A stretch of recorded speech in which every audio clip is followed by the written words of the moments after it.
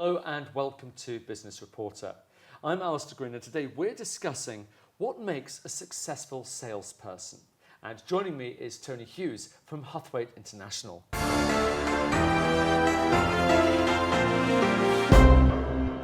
Good morning. Good morning. So if you had to summarise the problems facing organisations that you work with today, what would be the key ones? I think that would be commoditisation and talent, and the two are very closely linked. Commoditisation, people these days have very little window of opportunity for new products and services because of the competition. That means that the talent in their organisation is very important, particularly in the sales force. If you've got a sales force that can only communicate the value of the products and services, in a world where the buyers are seeing less value in those products and services, you've got a very inefficient and expensive resource. Whereas if your salespeople can actually create value for those products and services with the buyer outside of the products and services themselves, you've got a differentiating resource. So you talked about creating value. Perhaps you could give us some examples where salespeople have created value, and maybe for that matter, how sometimes they've maybe destroyed it. Okay. Well, I can perhaps give you one example that does both. A few years ago, I worked with a major supplier into the building trade of materials. They'd realised that their cost of sale was very high and had brought in an external consultant to try and lower that cost. The consultant had said they needed to segment their market into small accounts and large accounts and deal with their small accounts via telephone with a call centre and their larger accounts with an account manager or a client manager. Until that point, every account had had an account manager. After 2 or 3 months of this process, they realised they were losing business at both ends, at both the small end and the large end, and they brought us in to try and find out why. When we spoke to the different types of customers, the smaller customers who were being treated transactionally told us that they used to really value their account manager because he would help them solve problems, he would let them know what new products were on the marketplace, he'd be acting in a consultative way. They didn't get that now in the call centre. The larger accounts actually said, well, we don't need that because we've got our own internal consultants, we've got architects, we know what's on the marketplace, we don't need that. All we want to do is to be able to ring up and order bricks and concrete or whatever else we want. We don't need somebody coming to try to sell to us all the time. So in effect, changing the process meant that they couldn't provide the right value to the customers that they wanted. Now, we hear the terms sales and negotiation. Are those terms actually the same? I mean, do you need different skills for each? They are different skills, but they're obviously closely linked, and they're linked by the word value. So to maybe just to describe it, you could perhaps look at, if this is the buyer and this is the seller, the job of the seller is to build enough value for the buyer so they come close, overlap, and actually want to buy the things that you want to sell them. And of course, you still want to sell them, because sometimes you might have changed your mind. All too often what we see, though, is the sellers not being able to build value and moving towards the buyers by giving things away, like price or additional services. Then there's an overlap, and when the negotiation of terms and conditions comes along, the sellers have got nothing left to trade with. They've got nothing left to negotiate, and they just end up either not getting the business or giving more away. So most people think they're probably great negotiators, don't they? But if you had to, say, sum up the major mistakes that negotiators often make, what would they be? I think I would put them into 3 areas. One is behavioural skill, one is planning, and one is the timing. So I'll give you perhaps an example of what I mean by behavioural skill, because Huthwaite comes from a background of researching best practice in all sorts of face-to-face behaviours. I'll give you an example outside of business. 15 years ago, my daughter was 6 years old, and we're going away for a weekend away in a cottage in the car.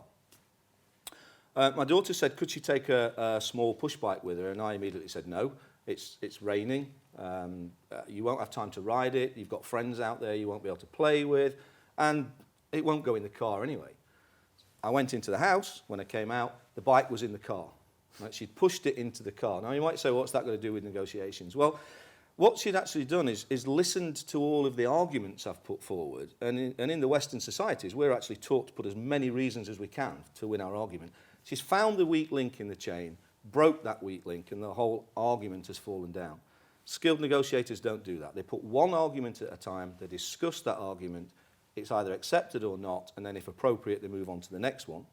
And if they're really skilled, they actually ask the other side for even more arguments and more reasons so they can find that weak link.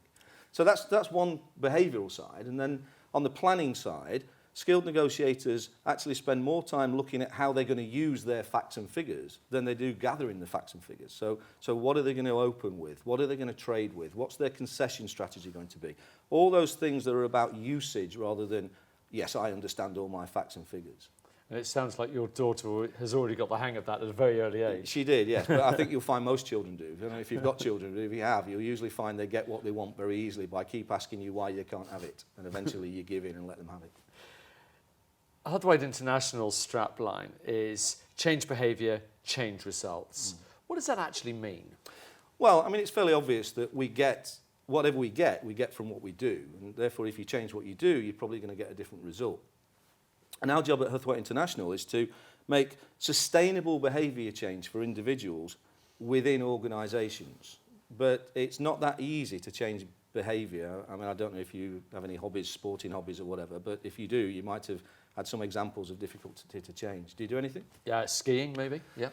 Okay, so I don't know how proficient a skier you are, but when you were learning, if somebody tried to teach you to do parallel turns, you would probably be okay practicing those parallel turns on a nice, easy slope, a blue slope or a green slope. But as soon as you go to try to practice them on a red slope, if they get more difficult, you then tend to revert back to the old way of doing things. Yeah. So when you revert back to the old way of doing things, that's when you need the instructor to almost hold your hand to say, it's okay, let's keep practicing. It's okay to have this results dip, let's keep practicing. And in business, that's the same thing. If people learn new skills, they often don't get a chance to practice them because they get a slight dip in results and their managers say, well, that's no good, we've got to get back to where we were before. So to change, you need feedback, you need results, obviously, to improve, but you need to be okay holding their hand through that. And we need lots of different tools to reinforce a behaviour change. Okay, so looking at behaviour change, what exactly does Huthwaite International bring to the party, as it were? Well, probably three different things. The first thing is we started life as a behavioural research organisation and still continue with that now. So we've researched into best practice, so we know that the skills that we are teaching are the right skills. So that's the first thing.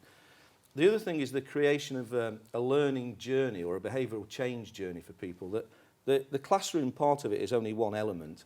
There's lots of insights, these days digital, there's lots of post-programme reinforcement, there's lots of tools for people to use, even access to portals that allow them to design their own learning journeys, but also mainly that we can manage the gaps that appear from the top down, right down to the people in an organisation, right down to the people who are changing behaviour.